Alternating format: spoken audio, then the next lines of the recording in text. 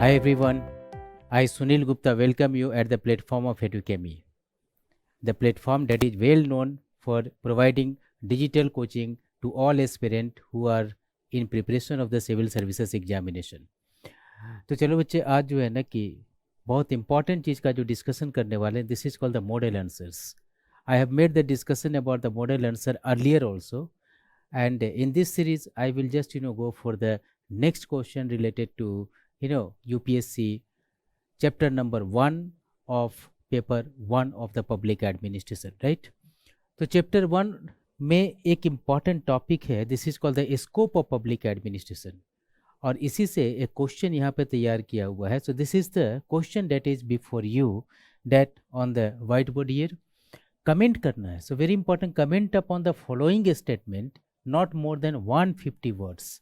Important चीज इसमें क्या है, first important comment and the very important is set 150 words.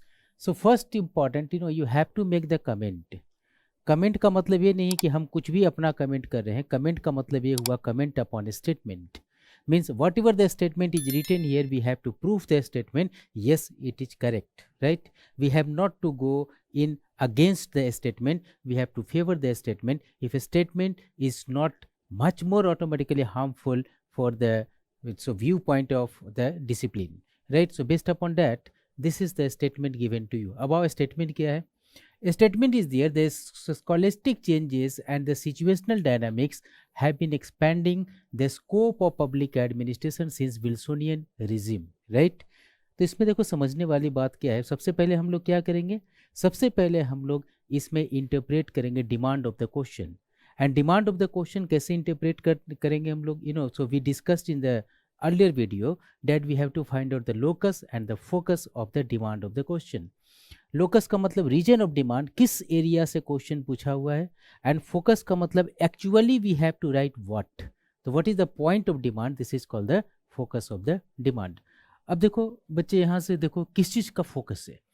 तो फर्स्ट इंपॉर्टेंट इज दियर, ये जो टॉपिक है, जो लोकस अगर हम बात करें किस रीजन से लिया हुआ है, that is related to scope of public administration. यहाँ से क्वेश्चन लिखा हुआ है, right?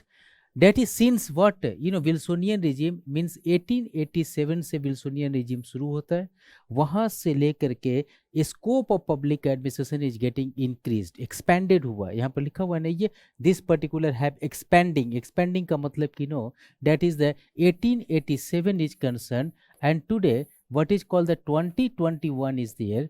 And then since Wilsonian age the public administration पहले इतना था, तो expansion of public administration has been taken place in the 2021. हमें ये चीज़ प्रूफ करना है. अभी नहीं हुआ, अभी हम डिमांड पे नहीं पहुंचे. डिमांड ये है कि which one factor scholastic change and situational dynamics. इसका मतलब कि पहले यहाँ पे था, now this time automatically expanded here, and this expansion is due to two important fact here. First fact is called what is called the scholastic change, यानी कि scholastic change हुआ, कुछ स्कॉलर ने रिसर्च एंड डेवलपमेंट किया, उससे कुछ change हुआ. जैसे हॉर्थन एक्सपेरिमेंट एक स्कॉलिस्टिक चेंज था, राइट? तो स्कॉलिस्टिक चेंज हुआ. And second important is set what is called the situational dynamics. So situational dynamics का मतलब ये हुआ कि अचानक से सिचुएशन चेंज कर गया, domestic world order converted into global world order. तो ये हुआ सिचुएशनल चेंज. तो ये इस तरह का जो चेंज हुआ है, environmental change and scholastic research and development, ये दोनों का इम्पैक्ट हुआ कि ये इतना बड़ा जो पब्लिक एडमिनिस्ट्रेशन था that was extended to this particular regime, right? तो अब मेरे समझ से बिल्कुल क्लियर है तुम्हारा क्वेश्चन का डिमांड क्या है, राइट? तो लोकस ऑफ डिमांड यहाँ पे क्या है, particularly scope of public administration. Focus of demand क्या है कि स्कोप का जो एक्सपेंशन हुआ है पब्लिक एडमिनिस्ट्रेशन का, this is due to two important region. First is the scholastic change, another important is said to be situational dynamics. तो हमें करना क्या है, लोकस हमने देख लिया, रीजन ऑफ डिमांड, फोकस भी हम समझ गए. अब हमारा देखते हैं next important area is there, right? इसको देखो, तुम्हें सिंप्लीफाई करने के लिए यहाँ पर हमने मेंशन किया है लोकस कहाँ से, रीजन क्या है इसका, scope of public administration since what Wilsonian dichotomy 1887 से यहाँ पे चेंज किया, राइट? That's important. सिंस हो सकता है कि रहता कि फ्यूलिज्म तो फ्यूल से हम लेते, सिंस सो क्लासिकल थ्योरी तो क्लासिकलिस्ट से लेते, सिंस 1970 तो 1970 के बाद हम लेते, लेकिन यहाँ पर सिंस विल्सोनियन एज है तो 1887 से हम लोग इस चीज़ को काउंट करेंगे. And very important is said to be focus is what expansion due to what two important factor, change in scholastic aspect and change in situational aspect. तो दो तरह से चेंज हुआ जिसमें इन्होंने स्कोप ऑफ पब्लिक एडमिनिस्ट्रेशन को expand करके रखा हुआ है, राइट. तो ये दोनों फैक्टर, इसका मतलब कि आने वाले समय में जो हम लिखने वाले स्ट्रक्चर है वो कुछ ऐसा होगा. First important is said to be intro, एक इंट्रोडक्शन हम देंगे. Second important portion what is called the conclusion. तो ये तो कंक्लूजन, ये तो दोनों तुम्हारा फिक्स्ड है कि introduction and conclusion will be there. Body para जो होगा that having the demand of the question, and body para will have two important thing, that is कि स्कॉलिस्टिक चेंज, ये जो स्कॉलिस्टिक चेंज हुआ, how automatically leading toward the expansion of a scope of public administration, and this situational dynamics, ये जो situational dynamics हुआ, that how automatically expanded the scope of public administration. तो बिल्कुल structure clear है. एक छोटा सा इंट्रोडक्शन, एक पैराग्राफ में how it is getting expanded by a scholastic change, how it is getting expanded by situational dynamic variables change. तो these are the fact. एक छोटा सा कंक्लूजन लेंगे, क्रक्स ले लेंगे, these are the fact. Clear. तो और अब शुरू हो जाते हैं. अब इससे structure is clear, demand is clear, direction is clear, कुछ नहीं करना है. अब आगे की तरफ में जाते हैं. Introduction is concern. Introduction very important part is there, right.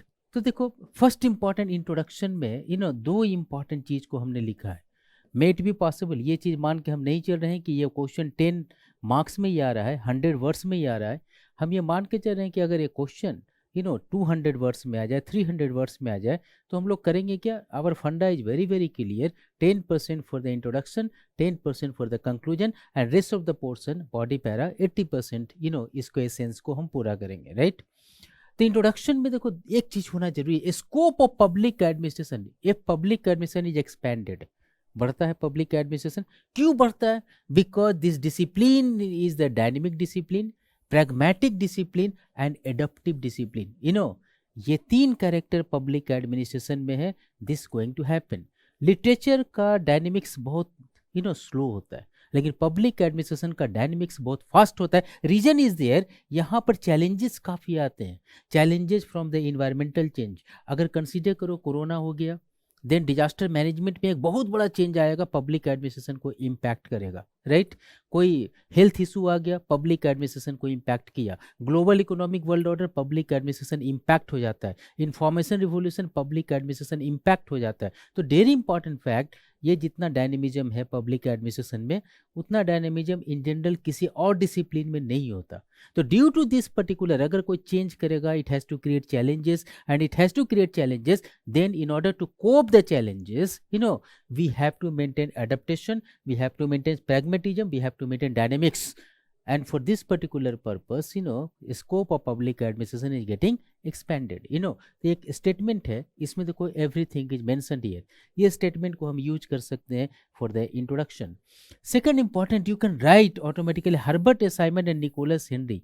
दो इंपॉर्टेंट स्कॉलर का नाम लिया और हमने इसका एक कोटेशन दिया कि these two scholar has to say the change in scholastic concept and change in environmental made public administration contemporary and change oriented. आज public administration अगर contemporary discipline है, change oriented discipline है, it is only due to impact of the situational changes and scholastic changes. ये जो comment तुम देख रहे हो ना, ये comment बेसिकली जो रेफरेंस है that is coming from the books of the Herbert Simon and Nicholas Henry, right.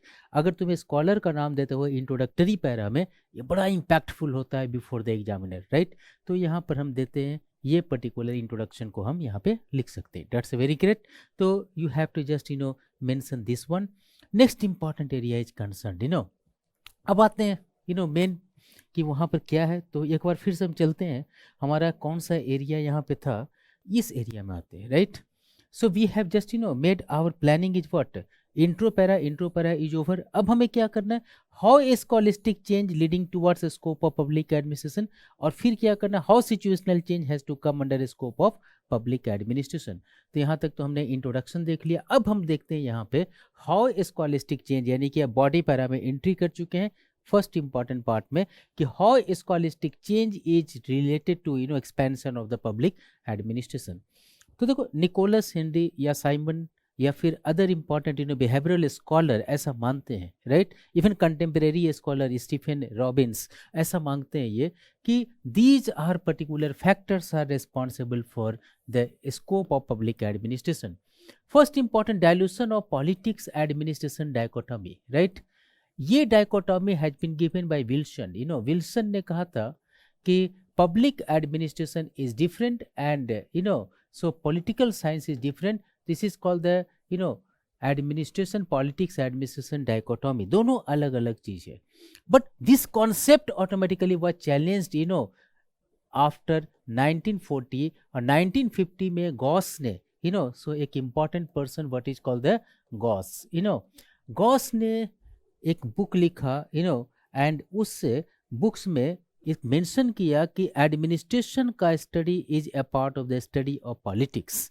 इसका मतलब has to criticize complete Wilsonian dichotomy and has to say here, अगर पब्लिक एडमिनिस्ट्रेशन को इफेक्टिवली वर्क करना है then politics administration डायकोटॉमी को dilute करना पड़ेगा, right. Administrator should also expand its own sphere in matters of the politics, right, because administrator has to give the advice to minister concerned in order to make public policy, in order to make the rules regulations, so legislation, delegated legislation। भाई आप support कर रहे हैं minister साहब को, तो ये डायकोटॉमी से सपोर्ट पॉसिबल नहीं है, आपको डाइल्यूट करना पड़ेगा। Particularly for the third world country जब डेवलपमेंट एडमिनिस्ट्रेशन आया तो बिल्कुल काफ़ी जितने भी स्कॉलर थे उनका एक ही बात मानना था कि this dichotomy must we go away, right, and based upon that this dilution has been taken place। तो देखो, पहले public administration was not related to politics, but now this time public administration has become a part of the politics। ये यहाँ तक expand कर गया।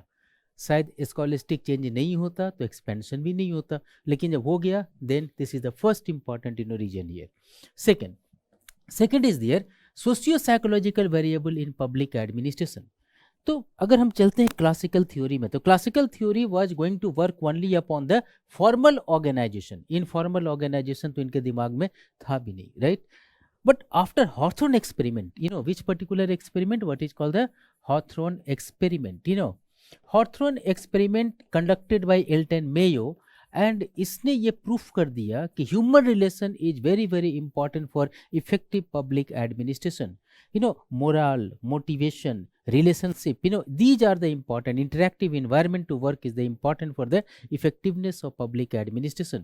for this particular purpose इनका ये मानना था मेयो का कि we have to work upon informal aspect rather than mere formal aspect।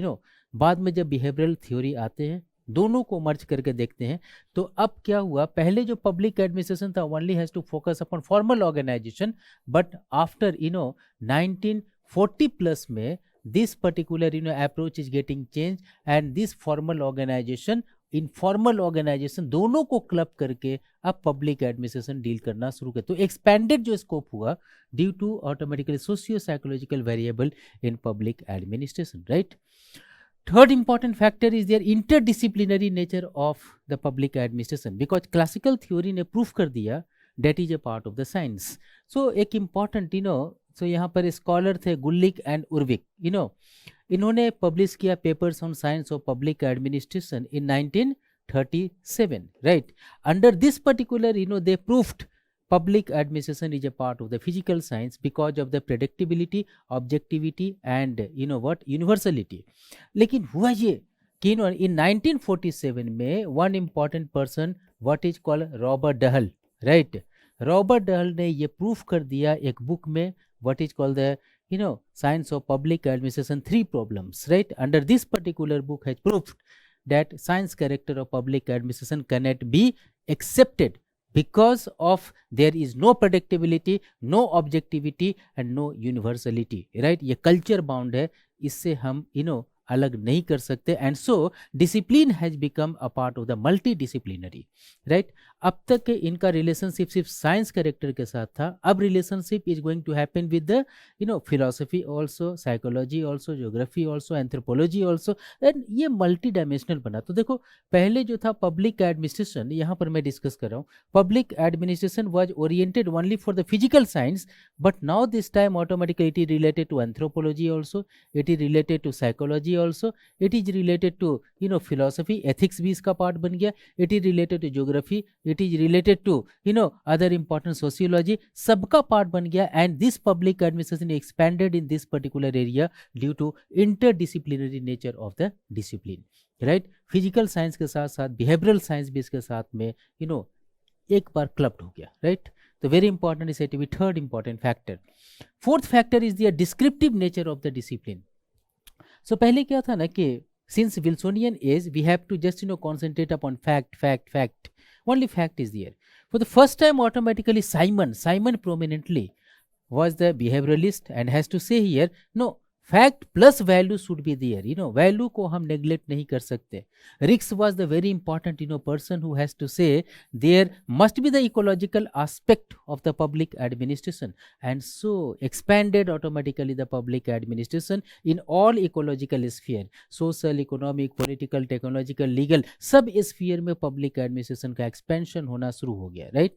So based upon this one, this was also related to scholastic changes. फिर आया 1990 का age, and this is automatically let foundation of the NPM regime of public administration. So new public management regime of public administration formally came into being in CAPAM summit in Canada in 1994, and then and thereafter public administration has become the managerial discipline।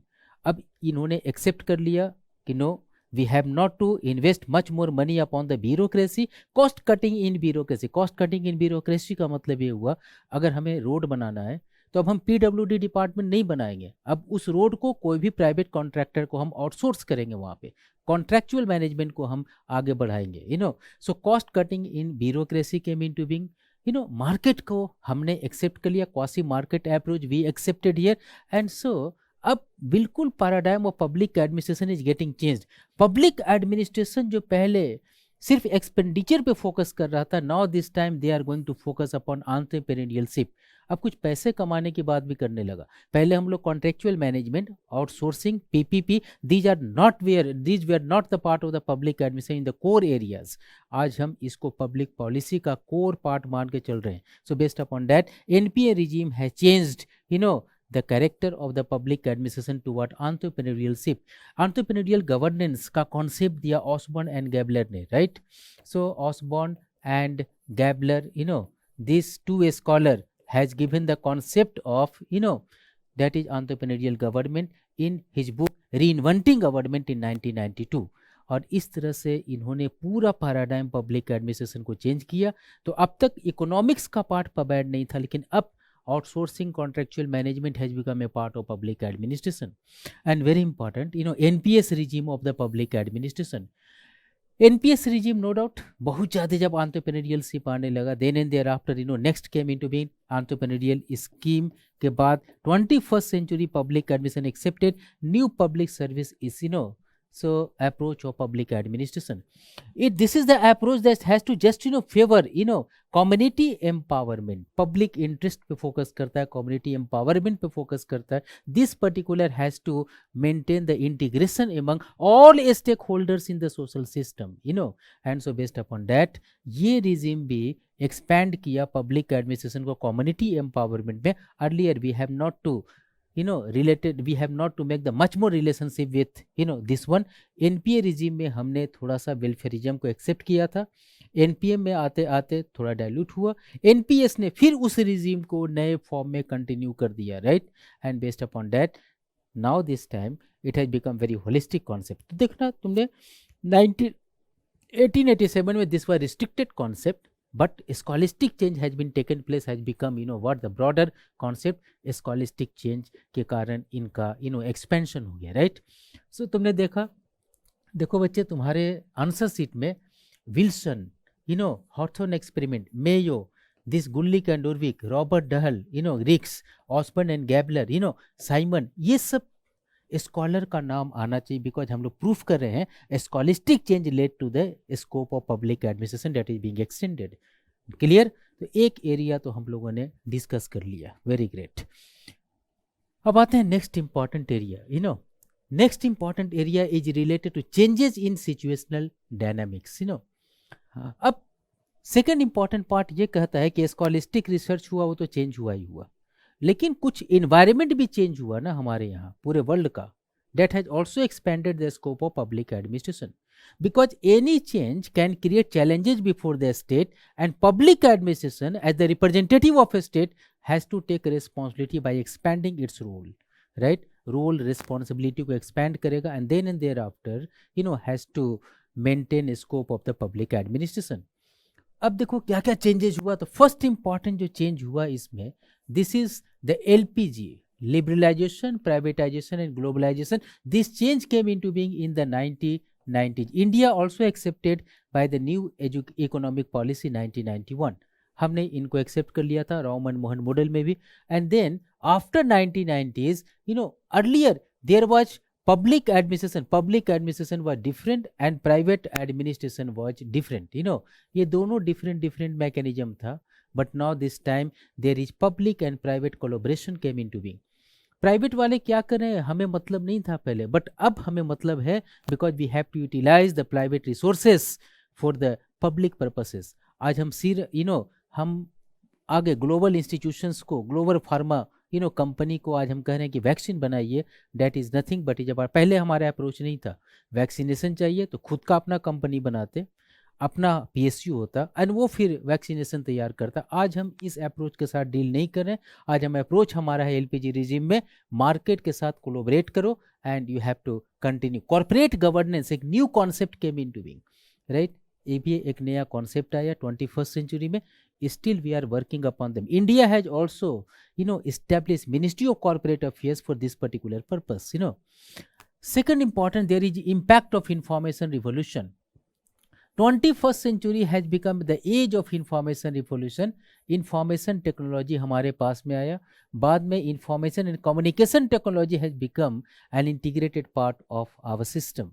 इसको लेकर के public administration earlier was not related to technological development, ये scientist का part था, but now this time we are working for the governance, we are working for the digital terrorism. Digital terrorism जो था वो भी डिजिटलाइज्ड हो गया। आज मैकडोनल्ड्स की बात करते हैं, ऑटोमेटेड मशीन इज देयर, पहले ऐसा नहीं था, पहले एक हलवाई हुआ करते थे और वही कुछ बर्गर एंड समथिंग बनाया करते थे। आज हलवाई type of system replaced by the automated machine. Automated machine में बर्गर प्रेस करते हैं एंड बर्गर का total processing is going to happen, everything has been instructed in the digital world, right? तो these are the particular fact. Next important, emergence of the influential civil society. Earlier civil society was not respected by the state. State का अपना arrogance था and state का मानना था कि I have to take the decision and citizen has to follow it. But now this time state has no arrogance. This particular 1970 के बाद एक approach आया and then and thereafter citizen administration interface has become a part of the democratic governance. We are working for the police public relationship. We are working for the collaborative mechanism, and under the NPS regime we have to say that every decision will be taken with the collaboration of stakeholders. So based upon that, this has also made automatically the reason. And one other important social economic change that is related to open model of public administration. तो पहले देखो close model of public administration था, now this time open model of public administration has been taken place here. Dynamics value pattern सब कुछ हम लोगों ने इनमें इनकॉर्पोरेट कर दिया, राइट? तो वी हैव सीन हियर कि these are the changes in the situation that has led foundation of the scope of public administration. एक बार फिर से बच्चे चलते हैं, हम लोग यहाँ पे आते हैं, राइट?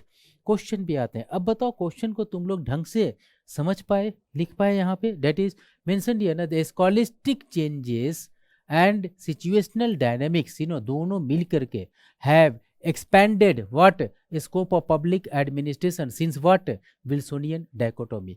मेरे समझ से अब पूरी तरह से तुम सिस्टमेटाइज्ड हो करके सब कुछ फुलफिल कर चुके हो। दिस स्ट्रक्चर में introduction over, this over, this over, last important what is called the conclusion, you know. तो हमने देखा ये next important part is the conclusion is concern, you know. Conclusion is a part of the crux. यहाँ पर हम crux लिखते हैं conclusion में. कंक्लूजन का क्रक्स क्या है? That is the crux. Number first is there, a scholastic orientation cannot be separated from environmental change. आप कहते हैं ना, scholastic change plus environmental change leads to a scope of public administration. तो भाई साहब सिर्फ scholastic change नहीं करता, इसको separate आप नहीं कर सकते. Environment is also related to a scholar, particularly in the public administration. अगर हम LPG regime आ गया तो हमें NPM बनाना पड़ता है. NPS से काम नहीं चलेगा. We have to change the discipline in order to adopt the situation. तो आप इन्वायरमेंटल चेंज को अलग नहीं कर सकते. So very important is there what is called scholastic orientation can not be separated from the environmental change in social system. This is the crux is there. Second important, adaptation and modernization have an intrinsic character of public administration. शायद scope नहीं होता अगर innovation नहीं आता, but innovation has been taken place here because this is the characteristics of public administration, right? And very important is said to be the scope is the resultant of theoretical and ecological change in the world. दोनों को change कर लेते हैं, combination कर लेते हैं, and we have to create the holistic change in public administration. So based upon this one, this is being discussed here, right? तो चलो आज हमने एक और मॉडल आंसर्स को डिस्कस किया. I feel I have provided you skill in order to organize the information, in order to present the information under the systematic order. एकदम system के साथ में हम लोगों ने इसको डिस्कस किया है और इस तरह के discussion will continue from time to time, right? After watching this video, if you feel that certain video should be there, इस तरह से या अलग टाइप का कोई वीडियो अगर डिमांड में होगा, then and thereafter you have to write in the comment box and we will try to give you every kind of the video what is automatically relevant for you for the examination. So for the time being आज यहीं पे ख़त्म करते हैं. Rest of discussion I will continue in the next video, right? So okay then, thank you very much to you all then and may God bless you. Bye bye.